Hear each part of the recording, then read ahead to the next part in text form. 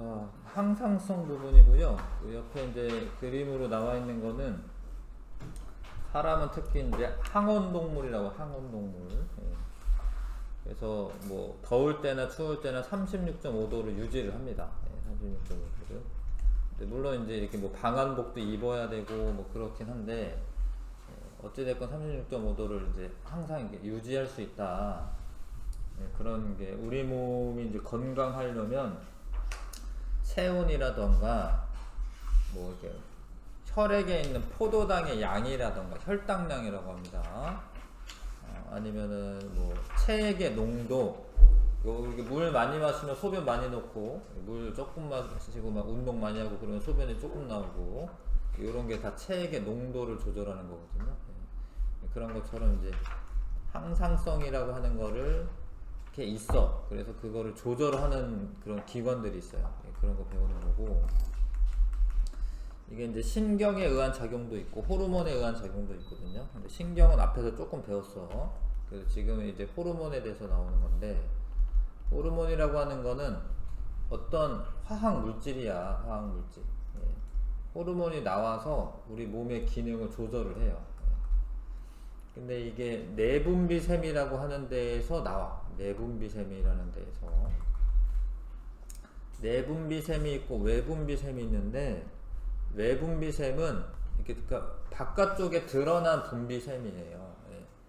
그러니까 이게 피부가 있으면은 그 피부에 그 땀 구멍이 있고 그 안에 이제 땀샘이 땀샘. 예. 그 이게 땀이 분비되는 외분비샘이라고 땀샘을.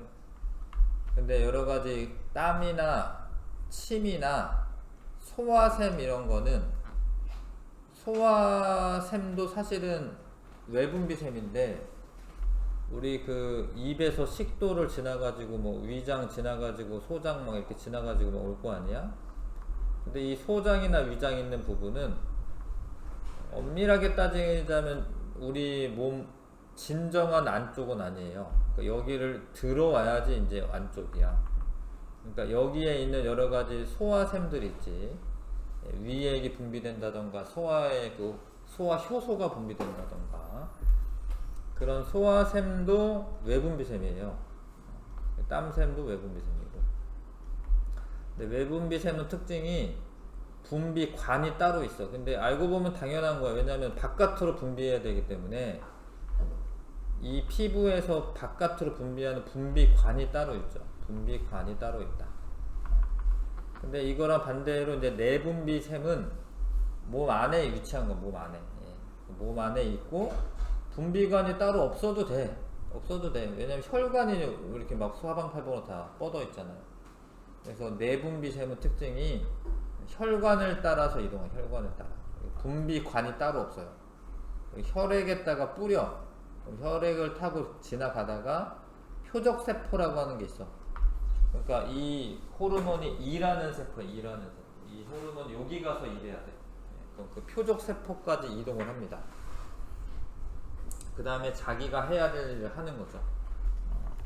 그래서 내분비샘은 혈액으로 분비하고 분비관이 없어요. 그다음 조직이나 기관으로 이제 그런 조직이나 기관, 혈액으로 분비하는 호르몬을 혈액으로 분부하는 조직이나 기관을 내분비샘이라고 합니다. 외울 게 엄청 많아요. 내분비샘에 뇌하수체라는 것도 있고 이자, 갑상샘, 부신 이런 것도 있어요. 자, 그다음 호르몬은 그러면 이제 이렇게 분비가 돼. 어떤 물질이 그럼 쭉 가가지고 뭔 일을 해. 엄청 중요한 일들을 막 해. 자, 그래서 호르몬은 따라서 쭉 가야 돼. 혈관 따라서. 그래서 조금 느려요. 전달하는 속도가 느리다. 혈액을 따라 이동한다. 근데 작용 범위는 넓다. 이게 세포들이 쭉 있으면 여기 이렇게 작용을 하기 때문에 작용 범위는 넓고 오래 지속된다. 효과의 지속성이 크다. 근데 신경은 뉴런으로 엄청 빨리 전달돼. 근데 이게 작용 범위가 좁아요. 특정 세포나 뭐 이런 데 전달되는 거기 때문에 그래서 그 특정 조직이나 이런 데 전달되는 거라서 효과 지속성이 일시적이다. 이런 차이가 있습니다. 근데 아무튼 호르몬과 신경 둘 다 우리 몸을 조절하려고 하는 거네. 근데 호르몬은 어떤 물질이야, 화학 물질. 물질이 쭉 타고 가가지고 작용하는 거고, 신경은 쭉 가가지고 근육 쫙 움직이고 이런 거예요. 그래서 되게 빠르죠. 빠른데 일시적이고 작용 범위는 좁다. 자, 호르몬의 특성. 내분비샘에서 생성되어 혈액으로 분비한 후 혈액을 타고 이동하게 되고요. 혈액에는 여러 가지 이제 그 표적기관까지 이동을 해야 됩니다. 표적기관이나 표적세포까지 이동을 해서 특정 세포나 특정 기관에 작용하니까 그런 거를 표적기관, 표적세포라고 합니다. 근데 이게 매우 적은 양으로, 그러니까 많이 막 대량으로 막 분비되는 건 아니지만 하여튼 되게 적은 양이어도 이런 애들이 수분량 조절, 혈당량 유지와 같은 되게 중요한 생리 기능을 조절합니다. 근데 이게 너무 많이 나오게 되면은 과다증, 적당량 나와야 되는데 너무 많이 나오면 과다증, 결핍하면은 결핍증이 나타납니다. 부족하면. 근데 이 특이한 게 척추동물 사이에서는 그 호르몬의 작용이 같아요.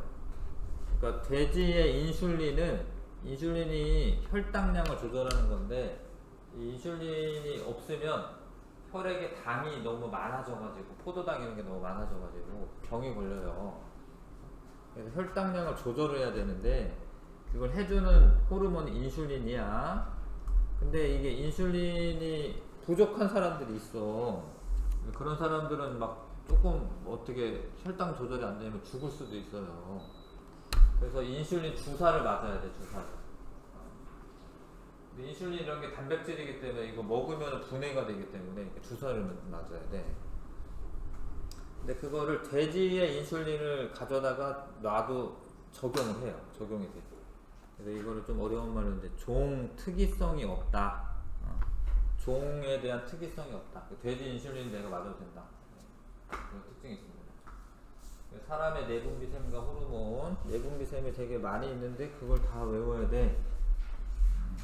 뇌하수체, 갑상샘, 부신, 이자, 정소, 난소 등 요런 게 이제 내분비샘이에요. 내분비샘.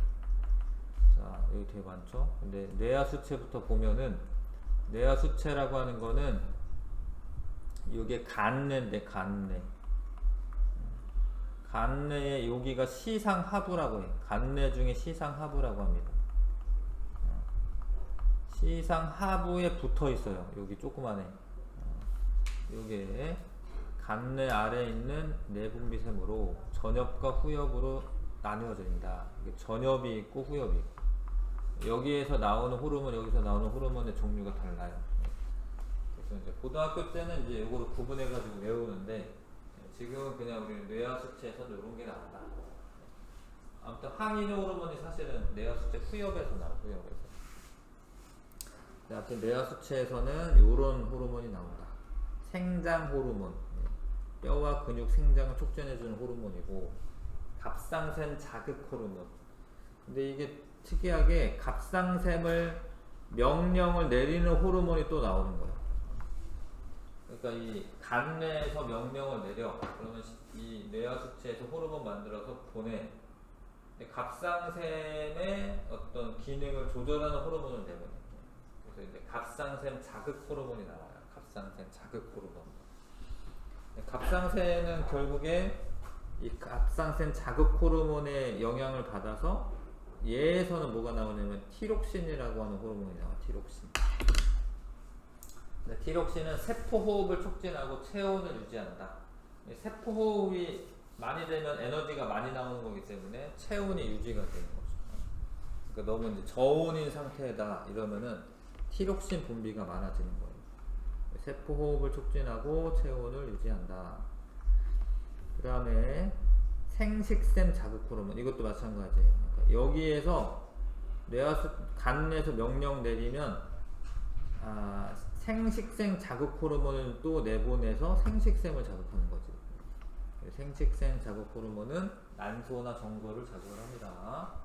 그 다음에 항인효 호르몬은 말들이 어렵죠? 항이뇨. 이뇨 작용이라고 하는 거는 원래 소변을 누는 그런 작용이야. 근데 그거를 막는 거야. 항이뇨는 이뇨 작용을 막는 거예요. 그 왜 어떻게 막냐면 어떻게 소변의 양을 조절하자면 콩팥에서 물의 재흡수를 촉진해요. 항이뇨 호르몬이 나오면. 그러니까 물이 원래 콩팥에서 물의 재흡수 안 하면 그게 소변 되는 거거든요.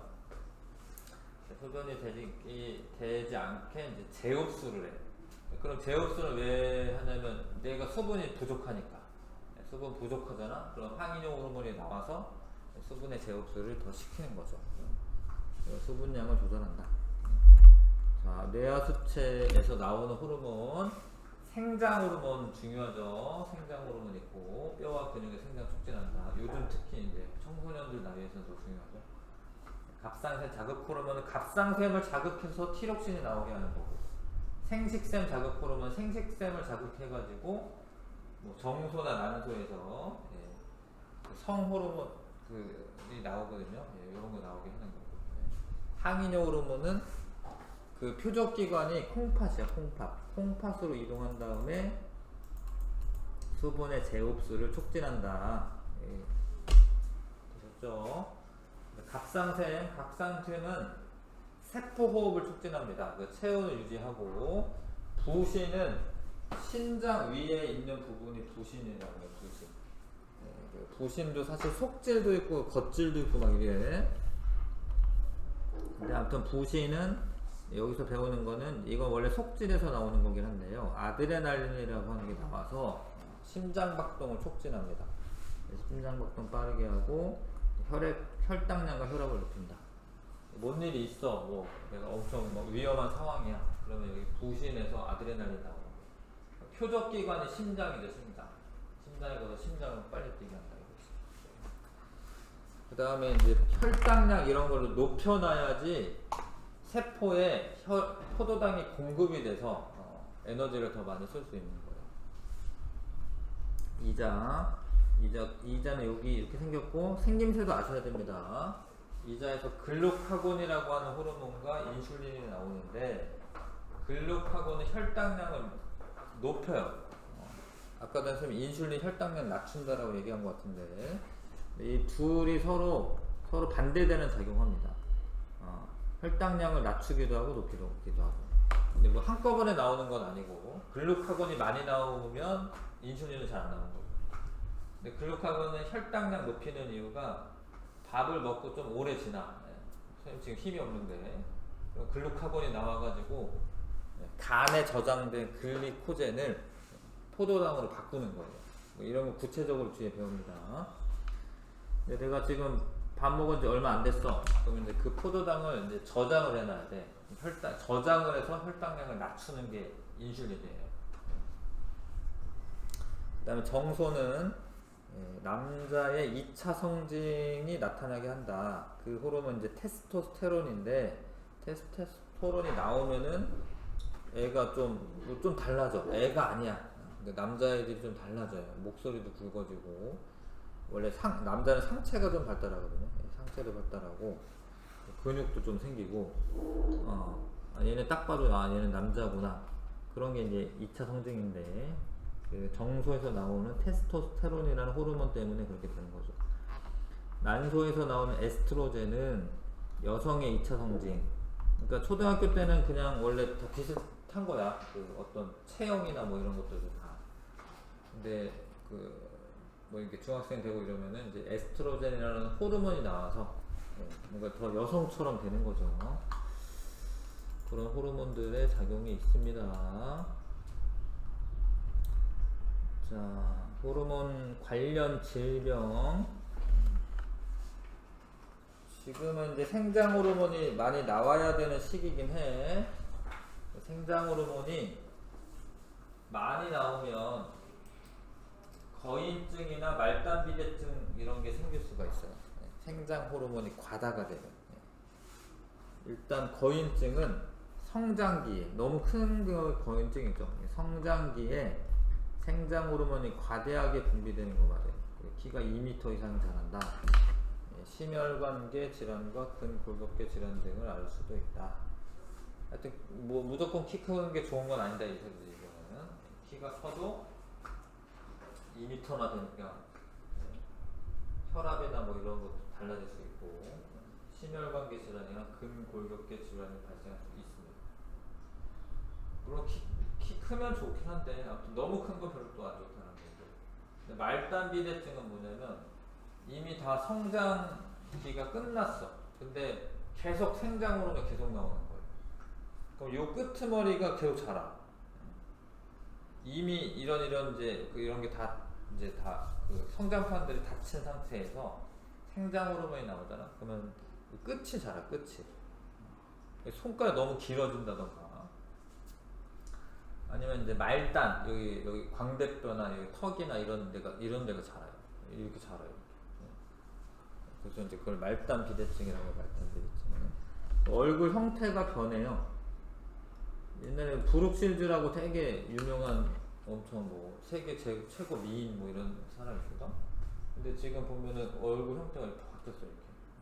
왜냐면 이제 이런 생장 호르몬이 계속 나와가지고 말단 비대증에 걸린 거죠.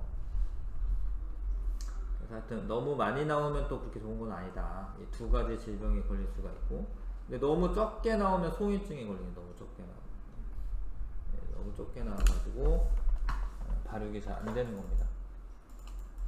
그 다음에 티록신이라고 하는 거는 세포호흡을 촉진하는 그런 호르몬인데 갑상생 기능 저하증은 티록신이 너무 적게 나오면은 생기는 거예요. 티록신이라는 게 물질 대사를 촉진하기 때문에 뭘 막 좀 힘이 없는 사람이 있어. 어떻게 수업하다 보면 힘이 없고 너무 졸리고 그런 사람들 아마 티록신이 적게 나오지 않을까. 티록신이 적당량 나와야 되는데 티록신이 너무 적게 나오면은 얘가 이제 잘 크지도 않고 세포호흡이 안 되니까 여러 가지 질병이 생길 수가 있습니다. 근데 또 너무 많이 나와도 안 돼. 너무 많이 나오는 거는 갑상생 기능 항진증이라고 해요. 티록신이 너무 많이 분비가 되면 갑상생 기능 항진증이라고 합니다. 그럼 이런 사람은 반대로 에너지가 너무 많은 거야. 세포호흡이 많이 되니까. 이런 사람은 약간 눈이 돌출되기도 하고요. 세포호흡을 너무 많이 하니까 체중이 감소되지. 그리고 약간 눈 튀어나오는 사람도 있어요. 그런 사람들은 에너지가 좀 많은 거지. 다혈질이라고 할까? 뭐 그렇게 됩니다. 그런 걸 이제 갑상생 기능 항진증이라고 해요. 인슐린은 결핍이 되면 제1형 당뇨병이라는 게 있는데 당뇨병이 2형이 있고 1형이 있거든요. 1형은 인슐린이 결핍돼서 나타나는 거고 2형은 인슐린은 적당량 나오는데 그게 안 쓰여지는 거예요. 그게 1형 당뇨병은 인슐린이 부족해서 나오는 거. 자, 이 당뇨병 때문에 이렇게 막 죽는 사람도 있습니다. 혈액에 당이 너무 많으면 오줌으로 포도당이 빠져나가. 그러니까 당이 오줌에 섞여서 나오는 거예요. 뭐 그래서 뭐 어쩌다라는 거냐 싶은데 포도당을 있어야지 세포호흡을 해서 내가 에너지가 적당량 유지가 되지. 그래서 제1형 당뇨병 걸린 사람은 인슐린 주사를 주기적으로 맞아야 돼. 그래야지 살아. 만약 인슐린 주사 안 맞으면 죽기도 해. 근데 이런 사람들은 이렇게 막 비만이거나 이런 사람이 아니에요. 좀 빼짝 말랐는데 당뇨병 걸린 사람이야. 근데 2형 당뇨병은 약간 비만인 사람이 많아. 인슐린이 충분히 나오는데 너무 혈액에 포도당이 많다 보니까 그게 효과가 떨어지는 거예요. 그래서 이런 사람들은 이제 비만인 사람들이 많고 운동해야지. 그러니까 이런 사람은 운동해가지고 치료가 되는데 이런 사람은 운동해서 치료가 되는 게 아니야. 원래 문제가 있는 거야. 원래 문제가 있어요. 인슐린 주사를 맞는 수밖에 없는 거죠. 항이뇨 호르몬이 너무 적게 나오면 오줌이 계속 나오는 거예요. 요봉증이라고 하는 거는 항이뇨 호르몬이 너무 적어가지고 오줌이 너무 많이 나오는 거야. 그 비장성적으로 많은 양의 소변이 생성된다. 항이뇨 호르몬이 적게 나와서. 자, 그래서 과다증에는 말단비대증, 거인증은 그 생장 호르몬이 과다 분비되는 거고, 갑상생 기능 항진증은 티록신이 너무 많이 나오는 거고, 호르몬이 결핍되는 경우, 소인증, 갑상생 기능 저하증, 제1형 당뇨병, 요공증은 항이뇨 호르몬이 너무 적게 나오는 거고. 되셨을까요? 외울 게 너무 많죠. 내분비샘에서 분비되며 세포나 기관으로 신호를 전달하는 화학 물질을 호르몬이라고 한다. 호르몬은 혈관을 통해 운반됩니다. 호르몬은 신경에 비해 작용 범위가 넓고 효과가 오래 지속되며 전달 속도가 느리다. 생장 호르몬은 뇌하수체에서 분비가 되고, 갑상샘에서 세포 호흡을 촉진하는 호르몬을 우리가 티록신이라고 한다. 자, 뒤에 있는 문제를 좀 풀고 할까요? 1번부터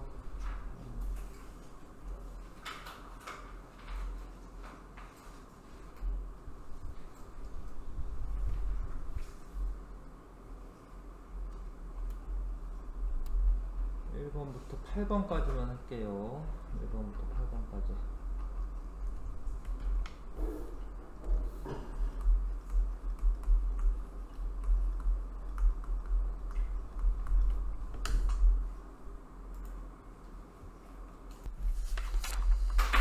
자, 뭐 그림을 이해하셔야 되는데, 혈액에 분비되는 요런 애들은 이제 호르몬을 의미하는 거고,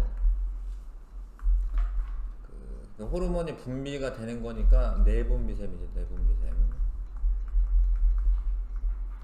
이런 거는 여러 가지 뭐 소화액이나 뭐 침이나 아니면 뭐 땀이나 이런 게 분비가 되는 거거든요. 외분비샘이라고 합니다. 근데 이게 맞고 혈액을 통해 운반되고 나의 분비물은 호르몬. 이걸 호르몬이라고 하진 않아요. 여기서 호르몬이 나오는 건 아닙니다. 소화액이나 아니면 뭐 땀 이런 게 나오죠. 눈물 이런 게 나오죠. 2번 답이고요. 그 다음에 간화에 대한 설명 옳지 않은 거. 간은 표적 세포에만 작용한다. 이런 게 맞아요. 그러니까 맞고, 신호가 작용하는 범위는 가보다 나가 넓다. 이게 틀렸네. 신경은 요 세포만 딱 작용하는 건데, 이거는 그 호르몬이 옆에 있는 세포들도 막 이렇게 작용하는 거거든. 그래서 범위는 호르몬에 의한 그 작용 범위가 더 넓죠. 신경에 의한 것보다. 반응 속도는 나가 빠르다가 맞고, 신호 전달 효과는 나보다 가가 오래 지속된다. 가가 오래 지속되죠. 맞죠. 신호 전달 매체는 간의 혈액이고 나는 유전자. 맞죠. 2번 답이고요. 호르몬에 대한 설명으로 옳지 않은 것은 혈액에 의해 온몸으로 운반된다. 맞고, 내분비샘에서 혈관으로 분비된다. 맞고, 표적 세포에만 효과가 나타난다. 맞고요. 적은 양으로 몸의 생리작용 조절한다. 맞고, 결핍증이 있지만 과다증 나타나지 않는다. 과다증 있죠. 거인병이라던가 갑상생 기능 항진증 뭐 이런 거. 내분비샘의 이름을 옳게 짝지은 것은 A가 뇌하수체, 갑상샘 맞아. 이자는 D고요. C는 부신. 그 다음에 요건 난소, 정소. 들렸죠? 2번 답이고요. 그 다음 자 B가 뭐지? B? 뇌하수체 생장 호르몬. 여기까지가 맞는데 생장 촉진이 되겠지 이거는. 그렇죠? 그 다음에 C는 부신이네. 부신. 부신에서는 아드레날린 나와. 이거 뭐 이렇게 여기죠. 그 다음에 혈당량을 증가시키기도 하고, 아드레날린이 하여튼 얘는 심장박동 촉진 뭐 이런 거 하는 거야.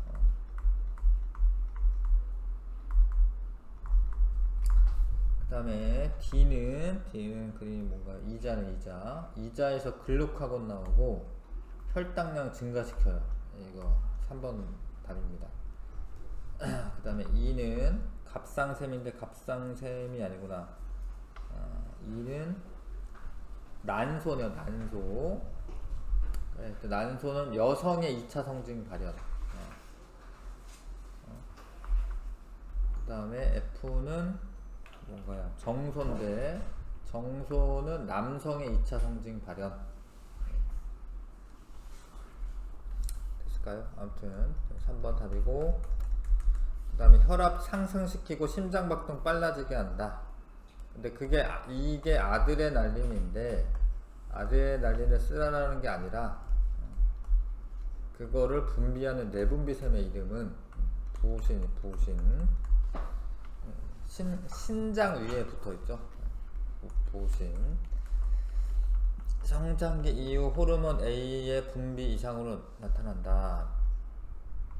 이게 뭐라고 이게 말단 비대증.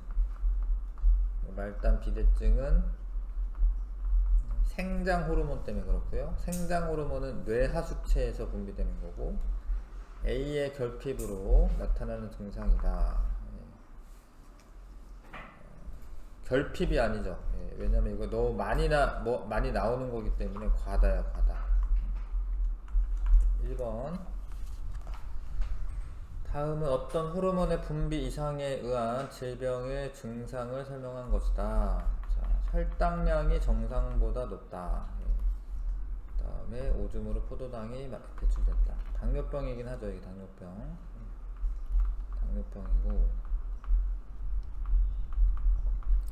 당뇨병은 뭐 인슐린이 부족할 때 나오는 게 제1형 당뇨병이에요. 아무튼 1번이 답이고, 인슐린이 부족하면은 혈액에 당이 너무 많아져 가지고 당뇨병이 걸릴 수 있습니다. 여기까지 하라고 했나요? 그죠?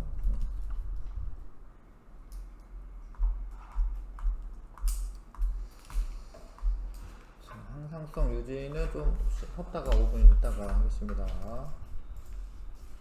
10분 쉴까요? 10분 있다가 보겠습니다. 그 호르몬은 그런 애들인데, 그런 애들이 어떻게 우리 몸을 조절하느냐. 우리 몸이 일정한 상태를 이렇게 유지하는 거가 필요한데요. 그렇게 유지하는 성질이 있는데, 그거를 항상성이라, 항상성. 자, 항상성 유지의 중추는 간내의 시상하부다. 그러니까 대뇌에서 명령 내리는 건 아니고, 이거는 간내에서 일어나요. 간내의 윗부분을 시상이라고 하고, 거기 밑에 있는 부분이 시상하부라고 해. 여기가 이제 명령 내리는 중추예요. 그래서 간내는 자율신경은 원래 교감신경과 부교감신경이 있습니다. 그런 애랑 호르몬 분비량을 조절을 해요. 항상성을 유지하는 중추는 간내의 시상하부. 그래서 이제 자율신경에 교감신경과 부교감신경이 있는데, 그 내장기관에 서로 반대되는 작용을 한다. 그러니까 교감신경은 막 흥분하게 하는 거고, 부교감신경은 이제 이렇게 가라앉히는 작용을 해요. 서로 반대되는 작용을 하기 때문에 기량작용이라고 합니다. 기량작용. 기량작용은 이제 하나는 이제 뭐 이렇게 막 업시키고 하나는 다운시키고 이런 거죠. 그래서 몸의 안팎의 환경이 변하면 자율신경이 촉진되거나 억제되어 내장기관의 작용을 조절하게 됩니다. 그건 이제 신경에 의한 조절 작용이고, 호르몬에 의한 조절 작용은 뭐 필요한 호르몬이 있죠. 그런 게 나오거나 많이 나오게 하거나. 근데 걔가 너무 많이 나오면 그런 기능이 너무 커지면 또 안 되거든. 그래서 그걸 줄이거나 호르몬의 양을 이용해 가지고 우리 몸을 항상성을 유지를 해준다. 항상성 조절의 예. 예. 만약에 너무 더워요. 체온이 높아졌어. 그럼 그거를 간내 시상하부가 감지를 해. 자기가. 얘가. 그래서 뭔 일을 하냐면 신경에 의해서 신경이 작용하면 피부 근처 혈관이 확장이 돼요. 너무 더우면 혈관이 확장이 됩니다. 이게 볼이 빨개지거나 뭐 이렇게 돼요. 근데 그 혈관 확장시켜서 뭐 하냐면 혈관을 확장하면 혈액이 많이 돌아 여기 피부 근처로. 그럼 원래 혈액이 따뜻하거든. 그래서 열이 빡 빠져나가는 거야. 혈관을 확장해 가지고 열이 빠져나가게 하는 거예요. 그 다음에 땀 분비량을 증가시켜줘. 근데 땀 분비량을 증가시키면 땀이 마르면서 시원해지기 때문에 고온 자국이 오면 이제 더 시원하게 할 수가 있는 거죠. 그 다음에 혈 발산량 증가. 그러니까 지금 이거 다 이게 둘 다 무슨 작용이냐면 열의 발산량을 증가시켜 준다. 열이 발산된다는 게 뭐냐면 바깥으로 빠져나가는 거야. 그럼 체온이 낮아지게 됩니다. 근데 너무 추울 때는 그거를 또 간내 시상하부가 알아. 춥다라는 거를. 그러면 뇌가 요런 거래요. 아까는 혈관을 확장시켰는데 지금은 혈관을 수축을 시키는 거고, 몸이 떨린다라는 게 뭐냐면 이제 덜덜덜 떨리는 게 근육을 마찰시키는 거야. 근육을 이게 으실으실 떨잖아. 그 근육이 이렇게 마찰이 돼가지고 온도가 올라가는 거예요. 떠는 게. 그럼 열이 발생량이 증가가 되는 거고, 혈관이 수축된다라는 거는 혈액이 잘 안 돌기 때문에 열 발산량이 감소되는 거예요. 발산량과 발생량을 구분하셔야 되는데, 발산량은 바깥으로 빠져나가는 걸 말하는 거고, 발생은 내 몸 안에서 발생을 시키는 거야. 열이 지금 온도가 낮으니까 근육을 떨리게 해서 열 발생량을 증가시켜 주는 거고, 그 다음에 이건 호르몬이야. 호르몬이 갑상샘 자극 호르몬이 뇌와 수체에서 나오면 갑상샘이 자극을 받아서 티록신이 분비가 되는데, 그 티록신이 뭐 하는 애냐면 세포호흡을 촉진하는 애예요. 세포호흡이 촉진이 되면 열 발생량이 증가가 됩니다. 이 둘은 열 발생량이 증가가 되는 거고, 이건 열 발산량을 내보내는 거를 낮추는 거예요. 감소시켜 주는 거죠. 그러다 보면 체온이 높아지는 거지. 근데 이거를 계속 하면 안 된다라는 거예요. 왜냐면 계속 하면 체온이 계속 높아질 거 아니야. 그러니까 이랬다가 저랬다가 하는 거예요. 물론 주변 환경이랑도 관계가 있지만. 그래서 하나는 이제 뭐 기량작용, 하나는 이제 뭐 이렇게 체온 높이는 작용도 하고 체온 낮추는 작용도 할 수 있다는 거죠. 그렇죠? 체온 조절의 예. 자, 주변에서 이제 온도 변화를 감지해서 간내에 전달하게 되고, 간내에서 자, 발생량과 발산량을 조절할 건데, 그래서 36.5도를 유지하게 할 건데, 더울 때는 그 혈관을 확장시켜가지고 발산량을 증가시켜가지고 체온을 낮추게 할 거고요. 그 다음에 땀도 많이 나죠. 땀이 많이 되면 기화될 때 체온을 뺏어가기 때문에 체온이 낮아지는 거고. 근데 이 둘 다 열 발산량을 증가시켜줄 거야. 열 발산량을.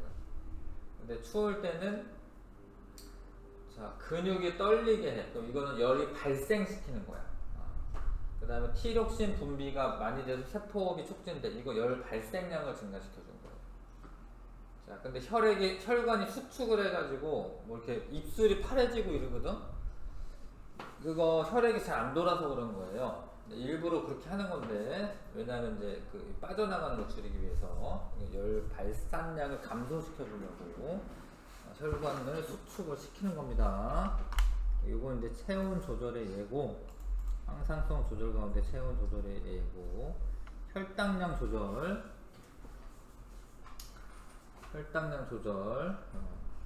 혈당량은 혈액에 있는 포도당의 양을 말하는 거야. 혈당량. 혈액에 있는 포도당의 양이 적정 수준이 유지가 돼야 돼. 여기 보면 이제 혈장 100ml에 포도당이 100mg. 밀리그램은 0.1g이기 때문에 한 0.1% 정도 유지를 합니다. 유지를 하는데 이렇게 유지가 돼야지 정상적으로 활동이 되거든요. 자, 그래서 먼저 이제 밥을 먹었어. 그러면 먼저 조금 있잖아. 그러면 포도당이 많아져, 혈액에. 그럼 그 많은 거를 저장을 해놔. 누가 저장해 놓게 하냐면 인슐린이 분비가 돼요. 그 이자에서 분비됩니다. 인슐린이 포도당 흡수를 촉진한다. 그러니까 혈액에 막 떠돌고 있는 포도당을 세포로 흡수를 하는 거예요. 그래야지 낮아지니까. 그 다음에 포도당을 글리코젠이라고 하는 걸로 바꿔놔. 근데 그걸 간에서 해, 간. 그래서 인슐린의 표적세포가 간이야, 간. 표적기관이. 포도당을 글리코젠으로 전환해서 글리코젠을 저장을 해. 그럼 혈당량이 낮아져요. 혈당량이 낮아집니다. 밥 먹고 바로 탁 써버리면 이제 계속 밥 먹어야 돼. 그 밥 먹은 거를 간에다 저장해놔. 그러다가 나중에 이제 운동하고 막 이러면은 포도당을 많이 써야 되거든요. 그럼 혈당량이 낮아져. 그러면 이제 여기 이자에서 인슐린도 나오고 글루카곤도 나오는 거예요. 근데 이게 내보내는 세포가 각 다르긴 해. 이건 알파 세포, 이거 베타 세포, 이거 알파 세포인데, 아무튼 둘 다 이자에서 나와. 이자에서 분비돼서 표적기관이 간으로 이동하여 아까 저장해놨던 글리코젠 있죠? 그거를 다시 포도당으로 전환하는 거야. 글리코젠을. 그러면은 포도당이 많아지잖아. 그럼 혈당량이 높아지는 거죠. 혈당량이 낮은 상태이니까 혈당량을 높이는 겁니다. 자, 식사를 했어. 그럼 포도당이 증가돼. 혈당량이 증가돼. 그럼 이자에서 자, 인슐린을 분비해요. 근데 인슐린이 어디 가냐? 물론 조직세포에서도 가긴 하지만 간으로 가서 포도당을 글리코젠으로 바꿔놔. 그럼 저장을 해. 혈당량이 감소합니다. 근데 너무 감소하면 또 안 돼. 그러면 이제 혈당량이 너무 감소한 상황이 되면은 운동을 하거나 아니면 뭐 밥 먹은 지 오래됐거나 이러면 이자에서 글루카곤이라고 하는 게 나와.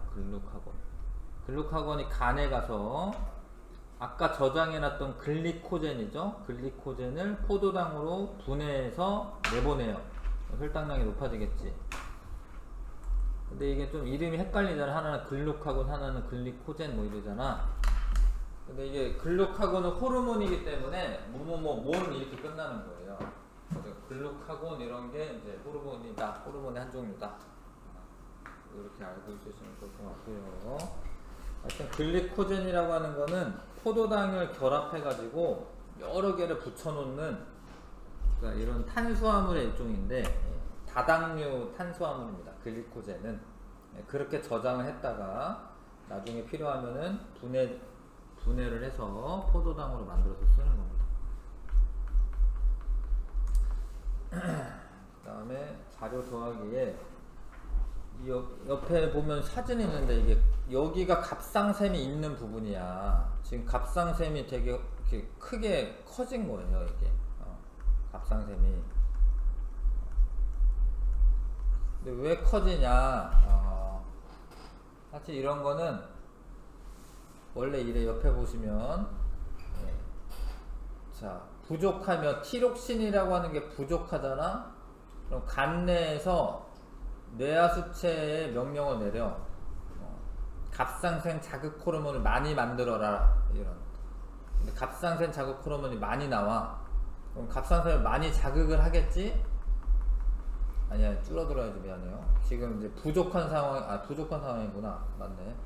부족하면은 갑상샘 자극 호르몬이 많이 나와서 갑상샘에서 티록신이 많이 나와.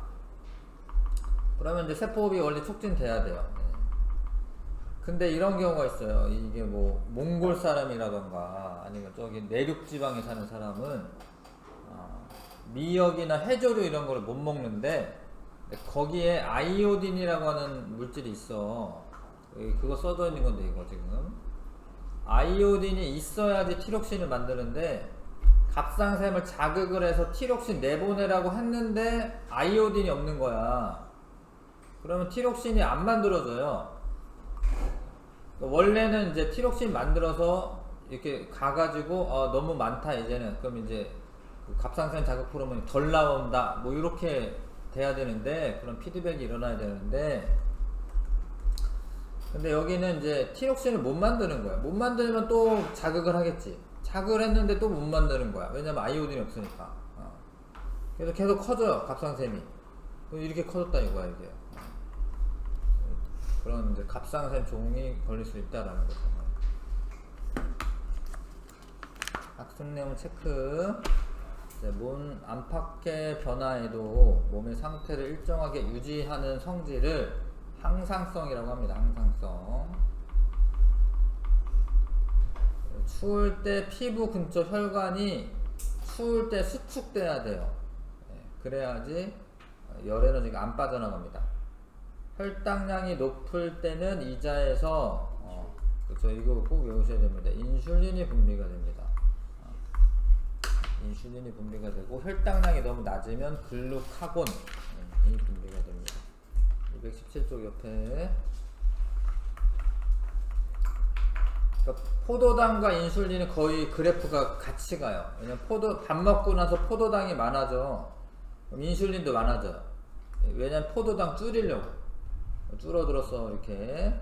근데 인슐린 많이 나올 때 글루카곤이 많이 나오는 게 아니에요. 그거는 서로 반대로 작용하니까 하는 일이 반대잖아. 인슐린 많이 나올 때 글루카곤은 적게 나와. 자, 그래서 밑에 있는 거 또 그런 거죠. 근데 이 그래프를 잘 보면 혈당량이 높으면 인슐린이 많이 나오는 거예요. 이해가시죠? 혈당량이 낮으면 어떻게 돼? 글루카곤이 많이 나오는 거예요. 그 다음에 제1형 당뇨병 환자와 2형 당뇨병 환자가 있는데, 당뇨병 환자는 여기 Y축을 잘 봐야죠. 이거 혈당량 써 있습니다. 혈당량. 당뇨병 환자가 혈당량이 낮아졌어. 이게 조금 낮아졌지, 이제 정상인처럼 낮아지진 않았죠. 혈당량이 안 낮아져. 이런 사람 당뇨병 환자고, 그 다음에 왜 그런가 봤더니 인슐린 분비가 너무 적어서 그래요. 이해가시죠? 그래프 이해가시죠? 인슐린 분비가 적기 때문에 혈당량이 안 낮아지고 있는 겁니다. 자, 218조. 체액의 농도 조절. 이게 너무 수분을 많이 마셨어, 물을. 그러면 체액의 농도가 묽어져요.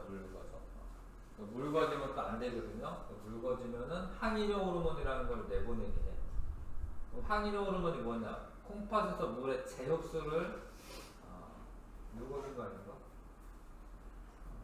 재흡수 억제해야 되지, 그냥. 맞죠? 왜냐면 너무 물이 많아, 나한테 지금. 물을 내보내야 되니까 재흡수를 억제하고 소변량이 많아지게 됩니다. 땀을 너무 많이 흘렸어요. 그러면 그 체액의 농도가 너무 진해. 그럼 혈액이 끈적끈적해지거든요, 진짜로. 그럼 뇌하수체 후엽에서 항이뇨 호르몬 나와서 콩팥에서 물의 재흡수를 촉진합니다. 물이 많이 들어오니까 체액이 정상적인 범위에 들어올 수 있어요. 자, 그래서 221쪽에 9번부터 16번까지 해보시면 되겠네요. 아까 몇 번까지 했지? 8번까지 한 거 맞죠?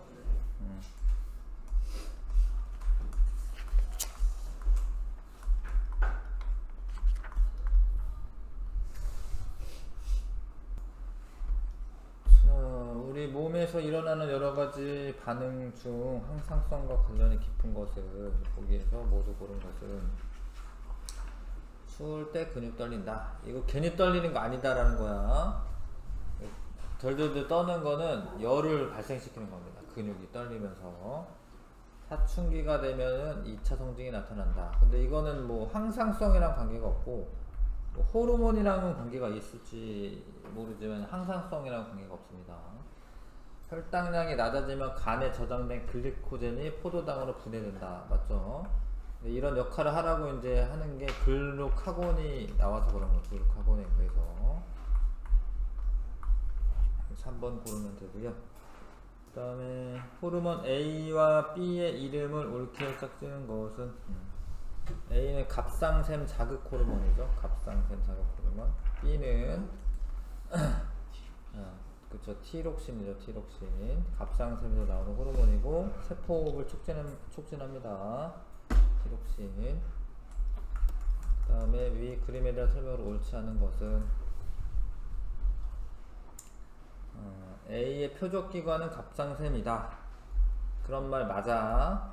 B의 표적기관은 뇌하수체다. 아니고 그냥 조직세포가 되겠죠. 조직세포. 뇌하수체와 갑상샘에는 내분비샘이 있다. 네, 맞아요. A의 분비가 증가하면 B의 분비가 증가한다. 맞습니다. 혈액 중 A의 농도가 높으면 세포의 조직세포에서 이제 호흡이 활발해진다. 맞죠?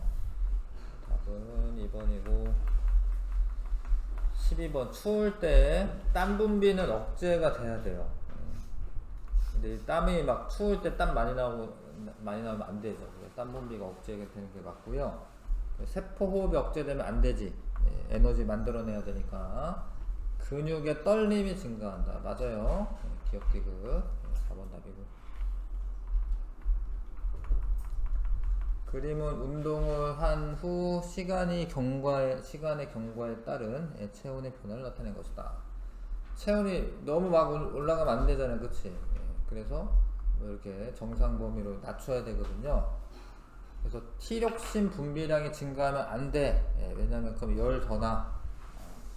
땀의 생성과 분비가 촉진돼야 돼. 그래야지 땀이 마르면서 열 에너지를 빼앗아 갑니다. 혈관 확장되는 거 맞아. 확장이 돼야지 그 혈액이 지나다니면서 열 발산량이 증가를 하는 겁니다. 4번 답이고요. 그 다음에 화살표 잘 보셔야죠. 포도당을 글리코젠으로 만드는 애는 인슐린이야. 인슐린. 그래야지 혈당량이 낮아지니까. 글리코젠을 포도당으로 만드는 거는 글루카곤이에요. 글루카곤 쓰시면 되고요. 그 다음에 15번에 자, 포도당 농도랑 비슷하게 가는 게 인슐린이야. 글루카곤이 아니라. 왜냐면 포도당이 많아지면 인슐린도 따라 많아지는 거예요. 그래야지 포도당을 낮추죠. 포도당이 적어지고 있으면 인슐린 분비량도 감소합니다. 이 포도당이 많을 때 포도당을 글루코젠으로 바꿔야 되니까 포도당이 줄어들면 인슐린도 줄어들어요. 근데 인슐린은 이자에서 분비되는 게 맞고요. 1번 별도 분비관이 있다. 이런 말 아니야. 혈관을 통해 운반되는 거고 혈당량이 높을 때 분비가 촉진된다. 맞고요. 갑상샘 자극 호르몬에 의해 분비가 촉진된다. 뭐 이런 건 티록신 이야기 하는 거지. 이런 거는 A의 농도가 높아지면 혈당량이 낮아지는 거죠. 1번, 3번 고르시면 되고 그 다음에 자, 혈당량이 안 낮아진 겁니다. 왜냐하면 인슐린이 너무 적게 분비가 돼서 식사 후 혈당량 증가하고 정상인보다 혈당량의 변화폭이 작다. 뭐 그렇다라고 해야 되네. 이게 그렇다고 하는 게 아니네. 작다구나. 작다. 정상인보다 혈당량의 변화폭이 작다. 이거 좀 어렵네. 보기를 봐서는 변화폭이 크네요. 그러니까 정상인은 올라갔다 내려갔다 하더라도 어떻게 돼? 원래대로 되돌아오려고 하는 성질 있잖아. 근데 얘는 잘 안 되돌아온다는 거죠. 그래서 요거는 틀렸네요. 인슐린 부족으로 나타나는 거다. 그러니까 요 오른쪽에 있는 데이터를 보면 그렇다라는 거죠. 인슐린이 부족했기 때문에 저런 일이 발생했다.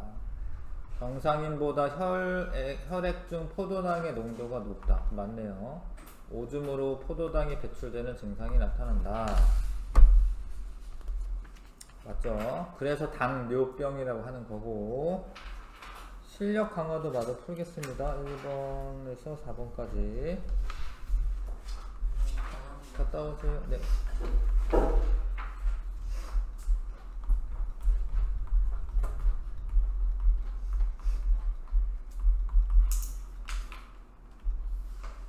실력 강화.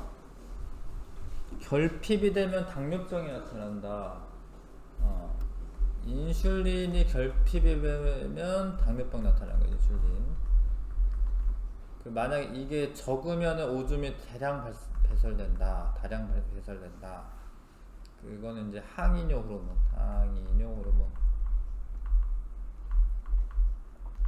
너무 과다하게 분비되면 건이증 생기는 거는 생장 호르몬. 너무 과다하게 분비되면 체중이 감소하고 눈이 돌출된다. 이거는 티록시모라고 티록시. 그래서 A는 간에서 글리코젠을 포도당으로 전환한다. 예. 반대야 반대. 아 맞구나. 미안해. 쏘리. 글리코젠을 포도당으로 아닌데 반대 맞구나. 인슐린이니까 포도당을 글리코젠으로 전환해야 돼. 틀렸고요. B는 콩팥에서 물의 재흡수를 억제한다 아니고 재흡수를 촉진하는 거 촉진. 항이뇨 호르몬. C는 뇌하 수체에서 분비된다. 예. 생장 호르몬이 맞아요. D는 세포 호흡을 촉진한다. 맞네요. 그 다음에 D의 분비가 증가하면 D가 티록신이죠. 예, B의 분비가 감소한다라고 되어 있는데 그거는 상관없어요. 둘은. 만약에 D의 분비가 증가하면 갑상샘 자극 호르몬 이런 거는 감소해. 근데 뭐 항이뇨 호르몬이 감소하거나 이러는 건 아니지. 그래서 3번, 4번 고르면 됩니다. 자, 이거는 이제 대뇌가 일단은 느껴야 되니까 대뇌를 거쳐서 왔다라는 의미지, 대뇌가 반응에 중추다라는 건 아니에요. 그건 좀 아셔야 될 것 같네. 그림상. 그러니까 피부의 냉점으로 이제 그 온도 정보를 이제 받은 거죠. 대뇌가. 여기는 간뇌가 되는 거. 간뇌. 간뇌 이제 시상 하부 뭐 이런 거 돼야 돼. 손이 아닙니다.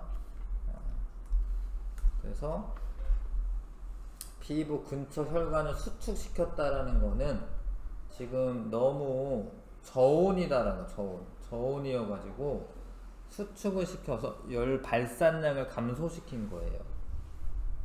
그래서 요거는 맞네. 일단 그 다음에 다는 뇌하 수치에서 저온 자극이라 써있구나.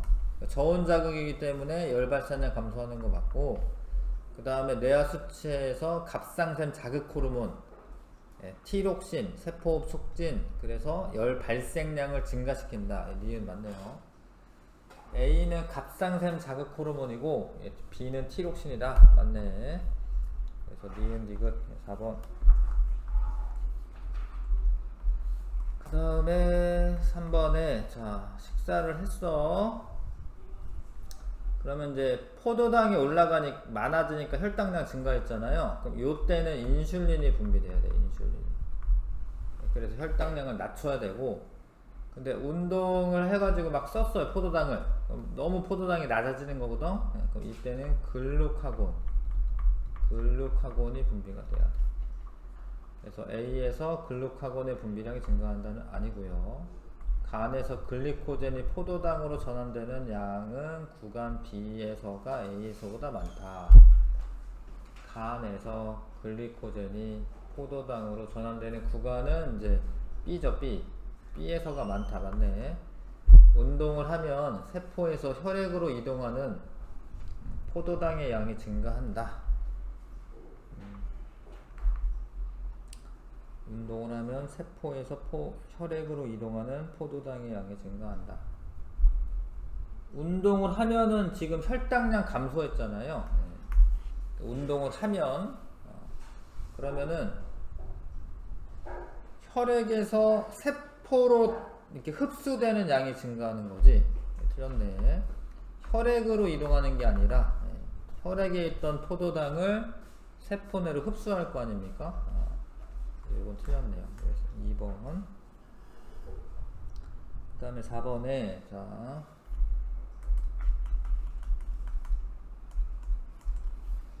그 혈당량이 높을 때 많이 나오는 게 인슐린이야, 인슐린. 혈당량이 낮을 때 많이 나오는 게 글루카곤.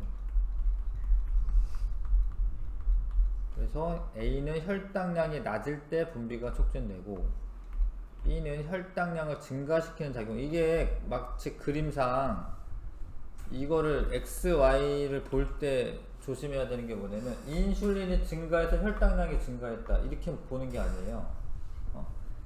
X 보고 그 다음에 Y축 변화량 보는 거야. 그러니까 혈당량이 증가하면 인슐린의 분비량이 증가한다 이렇게 봐야 돼. 그래서 B가 혈당량 증가시키는 작용하는 거 아니고 A와 B는 혈당량 조절에 서로 반대되는 작용을 한다. 기억도 이거 맞네요. 4번 답. 이렇게 했는데 일단은 대표용 문제를 푼 다음에 그래도 시간 좀 남을 것 같긴 하네요. 그럼 여기는 뒤에 부분에 그 최상위권 도전 문제를 한번 좀 풀어보겠습니다. 일단은 대표용 문제 풀고 이렇게 할게요.